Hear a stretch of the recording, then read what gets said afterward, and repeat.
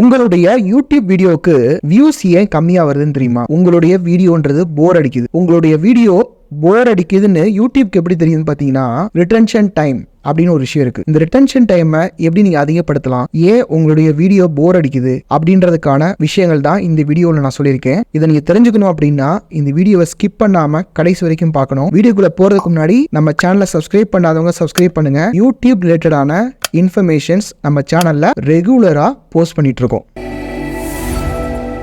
முதல் விஷயம் என்னன்னு சொல்லி பார்த்தீங்கன்னா, உங்களுடைய யூடியூப் வீடியோவை நீங்கள் ஷூட் பண்ணிட்டீங்க. ஷூட் பண்ணதுக்கு அப்புறமா உடனடியாக எடிட் பண்ண உட்கார்றது. இந்த எடிட்டிங் ப்ராசஸ்ன்றது உடனடியாக நம்ம பண்ணக்கூடாதுங்க. அதாவது நீங்கள் ஒரு புக் எழுதினாலும் சரி, ஒரு கட்டுரை எழுதினாலும் சரி, ஃபோட்டோவை நீங்கள் எடிட் பண்ண உட்கார்ந்தாலும் சரி, அல்லது உங்களோட யூடியூப் வீடியோவை எடிட் பண்ண உட்கார்ந்தாலும் சரி, கொஞ்ச நேரம் கழிச்சு, ஒரு ஹாஃப் டே கழிச்சு, அல்லது ஒரு 2 hours 3 hours கழிச்சாவது ஏதோ ஒரு சம்திங் ஒரு கேப் நீங்கள் விட்டுட்டு அந்த ஒர்க்கை நீங்கள் பாருங்க. அதில் இருக்கக்கூடிய தப்பு எல்லாமே உங்களுக்கு தெரியும். அடுத்த விஷயம் என்னன்னு சொல்லி பார்த்தீங்கன்னா, இப்போ நான் வேற எங்கேயோ பார்த்துட்டு பேசும்போது உங்களுக்கு எப்படி இருக்கு? இவ்வளோ மோசமாக இருக்குது. அதே மாதிரி தான் சில பேர் என்ன பண்ணுறாங்கன்னா, தங்களுடைய மொபைல் ஃபோனில் அந்த கேமரா லென்ஸ் இருக்குது பார்த்தீங்களா, அந்த லென்ஸை பார்க்காம அந்த ஸ்க்ரீனை வந்து பார்த்துட்டு இருக்காங்க. ஃப்ரண்ட் கேமரா எடுக்காமல் பேக் கேமராவில் எடுங்க. அந்த லென்ஸ் இருக்குது பார்த்தீங்களா, லென்ஸ் தான் ஆடியன்ஸ். அந்த லென்ஸை பார்த்து பேசுங்க. இது மட்டும்தான் மிஸ்டேக்ஸ்ன்றது கிடையாது. இதை விட பெரிய பெரிய மிஸ்டேக்ஸ்லாம் நிறைய யூடியூபர்ஸ் உங்களுடைய வீடியோஸ் வந்து பண்ணிட்டு இருக்காங்க. இதனால அந்த வீடியோவுடைய வியூவர் ரிட்டன்ஷன், ஒரு 10 நிமிஷம் வீடியோ போடுறாங்கன்னா அது வந்து 1 நிமிஷம் தான் அந்த ஆடியன்ஸ் வந்து பார்க்குறாங்க. என்ன காரணம்னா, இந்த மாதிரி பல மிஸ்டேக்ஸ் வந்து இருக்கு. இதெல்லாம் நீங்க பண்ணக்கூடாது. நீங்க வந்து ஷார்ட் டைம்ல க்ரோ ஆகணும், உங்களுடைய நேரத்தை மிச்சப்படுத்தணும், உங்களுடைய வியூவர்ஸை இன்க்ரீஸ் பண்ணணும், உங்களுடைய சப்ஸ்கிரைபர்ஸை இன்க்ரீஸ் பண்ணணும், உங்களுடைய வாட்ச் டைமை இன்க்ரீஸ் பண்ணணும், உங்களுடைய சேனலை மானிட்டைஸ் பண்ணணும் அப்படின்னா என்னுடைய பர்சனல் கோச்சிங்க்கு வாங்க. என்னுடைய கோச்சிங் வந்து எப்படி இருக்கும்னு பார்த்தீங்கன்னா, Monday to Friday daily 1 hour either phone call மூலியமாவோ, வாட்ஸ்அப் மூலியமாவோ அல்லது ஜூம் மூலியமாவோ நான் உங்களோட பர்சனலாக நான் வந்து கோச் பண்ணுவேன். என்ன கண்டென்ட் போடணும், உங்களுடைய தம்ப்நெயில் எப்படி இருக்கு, அந்த தம்ப்நெயிலை வந்து ரிவ்யூ பண்ணி என்ன மாதிரி சேஞ்சஸ் நீங்கள் வந்து பண்ணணும், ப்ரெசன்டேஷன் ஸ்கில்லை நீங்கள் எப்படி இம்ப்ரூவ் பண்ணணும், இந்த மாதிரி டீட்டெயிலான ஒரு கோச்சிங் வந்து உங்களுக்கு கொடுப்பேன். நீங்கள் இன்ட்ரெஸ்டடாக இருக்கீங்க அப்படின்னா இங்கே இருக்கக்கூடிய இந்த மெயில் ஐடிக்கு வந்து நீங்கள் மெயில் பண்ணுங்கள். உங்களுடைய சேனலை நான் பார்க்குறேன், உங்களுக்கு என்னால் ஹெல்ப் பண்ண முடியும்னா கண்டிப்பாக நான் ரிப்ளை பண்ணி நீங்கள் என்னோட வந்து ஜாயின் பண்ணிக்கலாம். அடுத்த விஷயம் என்னன்னு சொல்லி பார்த்தீங்கன்னா, முறுக்கு பிடிக்கிறது. இந்த வீடியோடைய ஆரம்பத்தில் என்ன சொன்னேன், உங்களுடைய சேனலுக்கு ஏன் வியூஸ் வரல அப்படின்னு பார்த்தீங்கன்னா, யூடியூப் வந்து உங்களுடைய ஒவ்வொரு வீடியோவையும் ரிட்டன்ஷன் டைம்னு ஒரு விஷயத்த வச்சு தான் முடிவு பண்ணுது அப்படின்னு நான் சொல்கிறேன் இல்லையா. இது நான் வந்து எளிமையாக சொல்லிட்டேன். ஆனால் சில பேர் என்ன பண்ணுவாங்கன்னா, எங்கேயோ ஆரம்பித்து எங்கெங்கெல்லாமோ போயிட்டு, அதாவது ஆடியன்ஸுடைய பேஷன்ஸை தயவு செஞ்சு சோதிக்காதீங்க. உடனடியாக விஷயத்துக்குள்ள வந்துருங்க. உங்களுடைய ஹாய் வணக்கம் உறவுகளே, இனிய மாலை வணக்கம், ஹாய் ஃப்ரெண்ட்ஸ், இப்படிலாம் சொல்லி ஆடியன்ஸை வந்து கடுப்பேற்றாதீங்க தயவு செஞ்சு. அடுத்த விஷயம் என்ன அப்படின்னு பார்த்தீங்கன்னா, உங்களுடைய வீடியோவில் வந்து இப்போ சப்போஸ் நான் இங்கே உட்காந்துருக்கேன் அப்படின்னா என்னுடைய ஃபேஸையே நீங்கள் எவ்வளோ நேரம் தான் பார்ப்பீங்க.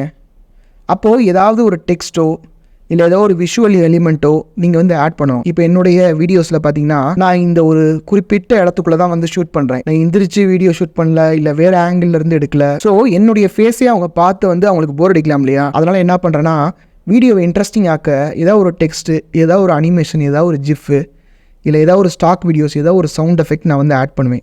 அடுத்த ஒரு விஷயம் என்னன்னு சொல்லி பார்த்தீங்கன்னா, உங்களுடைய ஸ்பீச்சுன்றது மோனோட்டோனஸாக இருக்குது. இந்த ஆப்ரேஷன் தியேட்டர்லாம் வந்து இந்த படத்தில் நான் பார்த்துருக்கேன். ஏன்னா ஒரு கிராஃப் மாதிரி வச்சுருப்பாங்க, அது பேர் என்னன்னு கூட தெரில. உங்களுக்கு தெரிஞ்சதுன்னா கீழே வந்து கமெண்ட் பண்ணுங்கள். அதாவது ஒரு கிராஃப்ன்றது மேலே கீழே போயிட்டே வந்துட்டே இருக்கும். அது மாதிரி உங்களுடைய ஸ்பீச்சுன்றது ஒரு ஏற்ற இறக்கம் இருக்கணுங்க. பாருங்கள், வானம் அப்படின்னா வானம் எங்கே இருக்குது? மேலே இருக்குது.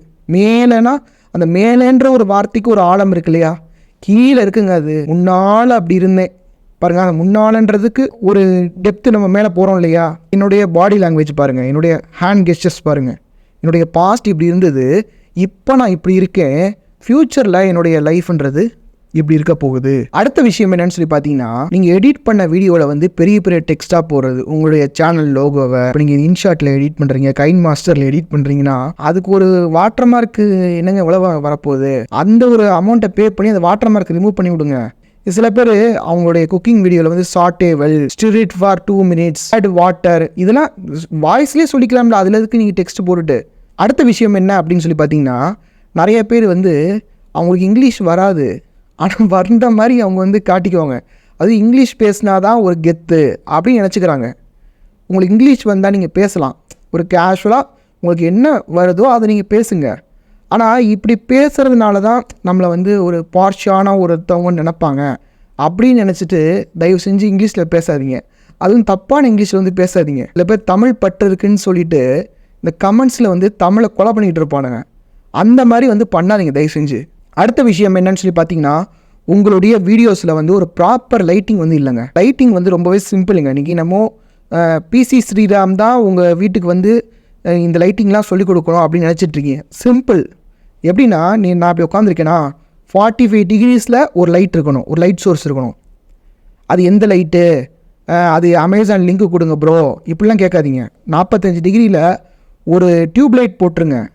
இங்கே 45 டிகிரியில் வந்து ஏதாவது ஒரு வெளிச்சம் வருதா, இங்கே 45 டிகிரியில் ஒரு வெளிச்சம் வருதா, உங்கள் மண்டைக்கு மேலே வந்து, அதாவது ரொம்ப மண்டைக்கு மேலே இங்கே இருந்துச்சுன்னா இந்த உங்களுக்கு ஒரு லைட் மாதிரி தெரியும். அதனால் கொஞ்சம் மேலே இருக்கா, இந்த 3 சோர்ஸில் இருந்து லைட் வந்தால் போதும், நீங்கள் நல்லா லைட் பண்ணியிருக்கீங்கன்னு அர்த்தம்.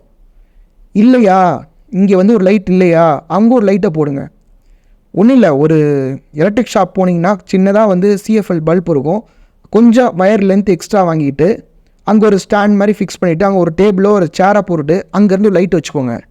இவ்வளோ தான் மேட்ரு. ரொம்ப போட்டு குழப்பிக்காதீங்க. நிறைய பேர் என்ன பண்ணுறாங்கன்னா, அவங்களுடைய வீடியோவை ஏதோ ஒரு திருடன் ஆள் இல்லாத ஒரு வீட்டுக்குள்ளே நுழைஞ்சு அங்கே இருக்கிற பண்டம் பாத்திரம்லாம் வச்சு சமையல் செஞ்சால் எப்படி இருக்கும், ஒரு டார்ச் லைட் போட்டு வீடியோ எடுப்பாங்க இல்லையா, அந்த மாதிரி எடுத்திருக்காங்க. இதை மாதிரிலாம் தயவு செஞ்சு பண்ணாதீங்க. ஒன்றும் இல்லை, உங்களுடைய 45 டிகிரிஸில் ஒரு லைட், இந்த 45 டிகிரிஸில் ஒரு லைட்டு, மண்டைக்கு மேலே ஒரு லைட்டு இருந்தால் உங்களுடைய ப்ராப்பர் லைட்டிங். இல்லையா, உங்கள் வீட்டில் வந்து சன்லைட் இருக்கா, சூப்பர். உங்கள் வீட்டில் எங்கே சன்லைட் இருக்கோ அங்கே வச்சு ஷூட் பண்ணுங்கள். நீங்கள் எந்த லைட்டுமே நீங்கள் யூஸ் பண்ண தேவையில்லை. அடுத்த விஷயம் என்னென்னு சொல்லி பார்த்தீங்கன்னா, உங்களுடைய கேமரா ஆங்கிளை வந்து வியர்டாக வைக்கிறது. பாருங்கள், சில பேர் என்னென்னா, அவங்க ஏதோ பஸ்ஸில் போயிட்டு இருக்கிறத வீடியோ எடுக்கணும்னு சொல்லிட்டு எப்படி எடுக்கலாம், கேமரா இங்கே வச்சுருக்கீங்க, கொஞ்சம் இப்படி தள்ளி வச்சிங்கன்னா நல்லாயிருக்கும். ரொம்ப ஃபோக்கஸ் வச்சுட்டு அப்புறம் இங்கே வந்து கேமரா வச்சுட்டு மூக்கு கீழே வந்து மூக்கு காமிச்சிட்டு அப்புறமா இங்கே தாடை கீழே வந்து கேமரா அங்கே வச்சுட்டு, அதாவது நான் எப்படி பேசுகிறேன் பாருங்கள், லெஃப்ட் சைடில் ஈவனாக ஒரு கேப் இருக்கா, ரைட் சைடில் ஒரு ஈவனாக கேப் இருக்கா, மண்டைக்கு மேலே ஒரு கேப்பு, கீழே ஈவனாக இருக்கா, இந்த மாதிரி தான் ஃப்ரேமிங் இருக்கணும். ஆக்வர்டான ஆங்கிளில் கேமரா வைக்காதீங்க. இந்த வீடியோவை நான் பர்சனலாக யூஸ் பண்ணக்கூடிய ஒரு ஹேக்கை சொல்லி முடிக்கலான்னு நினைக்கிறேன். அது என்னென்னு பார்த்தீங்கன்னா, பாருங்கள், நீங்கள் வந்து உங்களுடைய மொபைல் ஃபோன் இருக்கு இல்லையா, அதில் வந்து ஷூட் பண்ணுவீங்க. சிலர் வந்து டிஎஸ்எல்ஆரில் ஷூட் பண்ணுவீங்க, சிலர் வந்து மிரர்லெஸ், ஏதோ ஒரு சம்திங். ஷூட்டை ஆன் பண்ணோன்னு தான் அந்த கேமராவுடைய லென்ஸை வந்து பார்க்குறீங்க. அந்த லென்ஸை பார்த்தாலும் உங்களுக்கு ஒரு பயம் வருது இல்லையா. அப்போது எப்போ அந்த லென்ஸை பார்க்குறீங்களோ அப்போ தானே அந்த பயம் வருது. அப்போ அந்த லென்ஸை வந்து பார்த்துக்கிட்டே இருந்தால் அந்த பயம் போயிடும் இல்லையா. அப்போ பாருங்கள், நீங்கள் வந்து உங்களுடைய ஒர்க் டெஸ்கில் இருக்கீங்கன்னா அந்த கேமராவை பக்கத்தில் வச்சுக்கோங்க, அந்த லென்ஸை பார்த்துக்கிட்டே இருங்க. இப்போ நீங்கள் மொபைலில் தான் எடுக்கிறீங்க அப்படின்னா மொபைல் கேமராவுடைய அந்த லென்ஸை பார்த்துட்டே இருந்தீங்கன்னா அந்த ஃபியர்ன்றது உங்களுக்கு போயிடும். எந்த ஒரு பதட்டமும் இல்லாமல் நீங்கள் வந்து ஷூட் பண்ணுவீங்க.